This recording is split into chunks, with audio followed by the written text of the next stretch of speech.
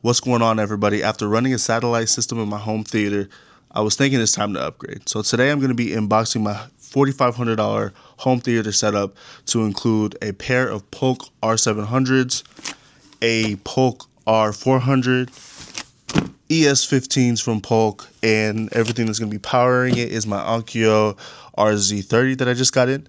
Now, this isn't going to be my complete setup. I am going to order a sub eventually and also some height speakers, and then I will run that for a while. But for now, I have these here. I'm going to run these until I can figure out which kind of sub I want. So stay tuned for that. But let's get straight into the unboxing, and later on, I'll tell you the cost of each device and why I picked what I picked. Let's get to it. So we're going to start with the ES15s.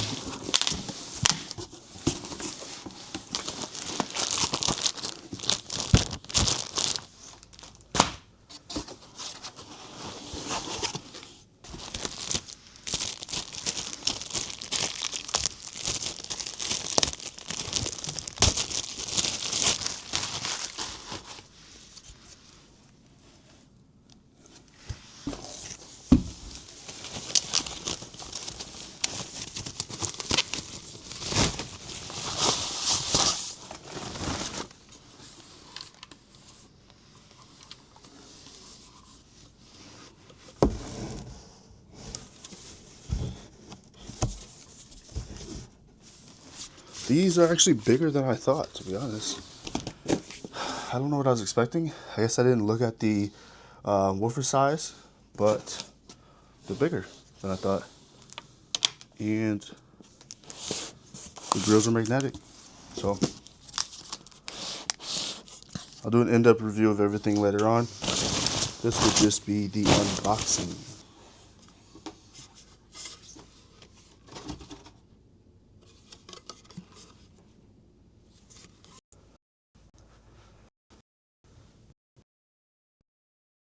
Alright, next we could do the R400.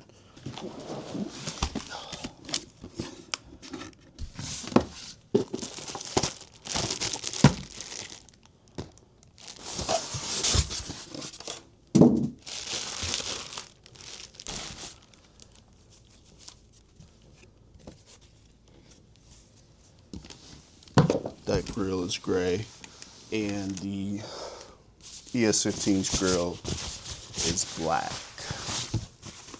I probably won't put the grills on these though. I'll probably leave these completely open. Wow, these look nice. Oh, it's kind of heavy.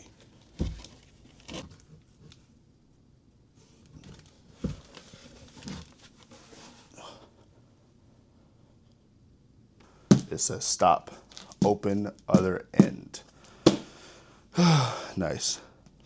These boxes, by the way, are about 90 something pounds. The speakers themselves are like 78 pounds or something like that, almost 80 pounds. All right, let's do the other end.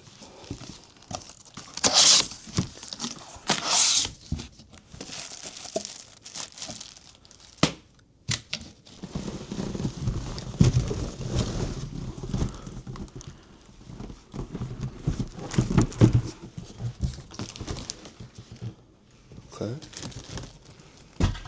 Whoa.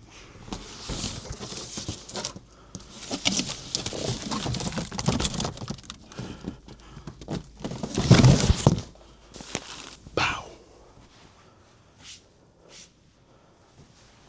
I'm gonna try and see if these big old door stops will keep the center channel off the ground and act as like a center channel stand. I only have 20 inches of clearance, so I really don't have room for a stand in this room. But it's okay because I have something crazy that I'm going to announce pretty soon. And we won't be in this room. So, even though I just built it. I mean, yeah, it's off the ground.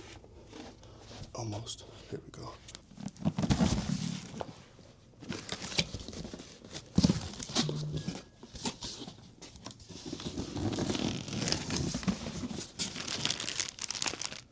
This is the antenna and the microphone for direct live. This is the Onkyo remote. Power cable and the device. Wow, this is nice as well. Wow.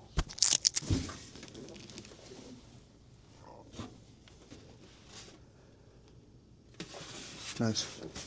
Alright, I'm going to put this aside because I do not have speaker cables anyway at the moment, so this will not be set up right now. Alright, that is everything I have so far.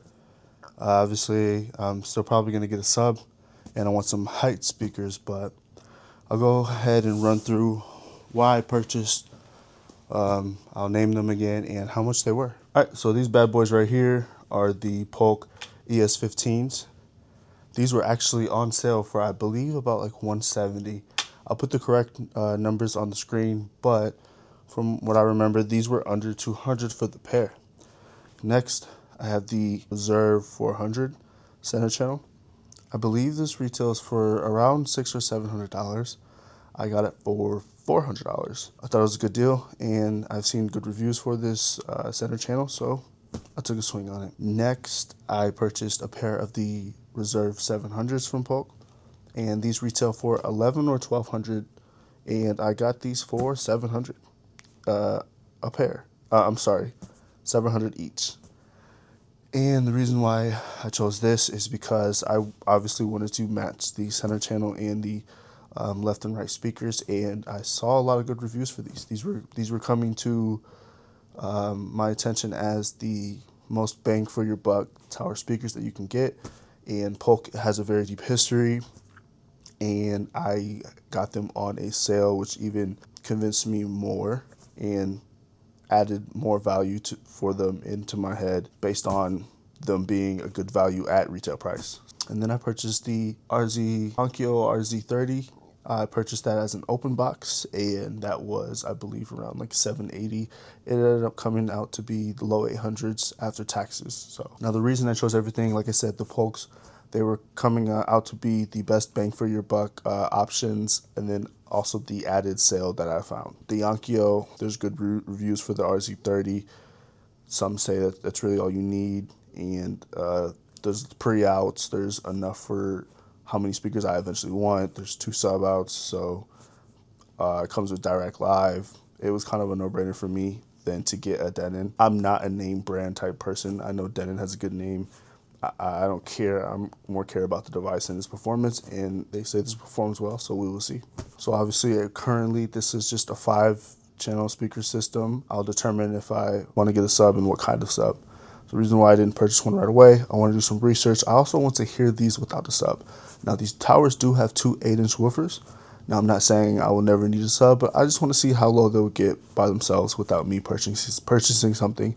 Maybe I can hold off for a while and still enjoy movies and find a deal on a sub coming soon. So we'll see, but they do, from my understanding, extend pretty low. I believe into the low 40s. So for some people, that's enough. For others, they want to get down to the 20s or teens. So it's all about preference. It's all about your room. We'll see how these sound in these rooms. They are not backfiring. They are bottom firing ported speakers. So I believe putting them closer to the wall shouldn't do any harm. And I've heard from some people that they can actually amplify or decrease the frequency of the bass to go into the 30s. So, which is like sub-like. So I'm very excited to try these speakers and to upgrade from the satellite system, which was decent. It's just not for this size room. I have a 27 by 13 size room, so I think this will definitely handle the size of the room for theatrical experience. Now, there's one question mark about this system is people say these Polk R700s need a lot of power.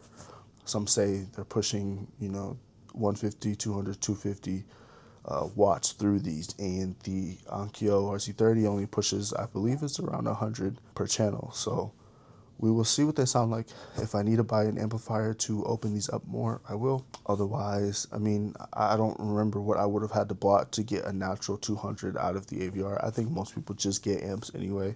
They don't look for an AVR that can push that much power. But I have some that I'm scoping out just in case I don't like these without an AVR, but I do want to try them first. So it's one thing about me and my purchases. I will watch reviews and everything, but I will not let someone convince me 100% all the way there. If I have an idea that I want to try these out first, I'm going to do that. I'm not going to purchase everything and spend thousands of dollars if I'm not sure on something quite yet. These speakers cost me $2,500 on the sale, and the Onkyo obviously add another $800.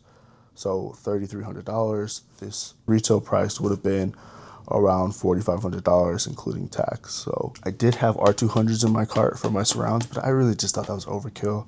I mean, people have the R200s as their LCRs.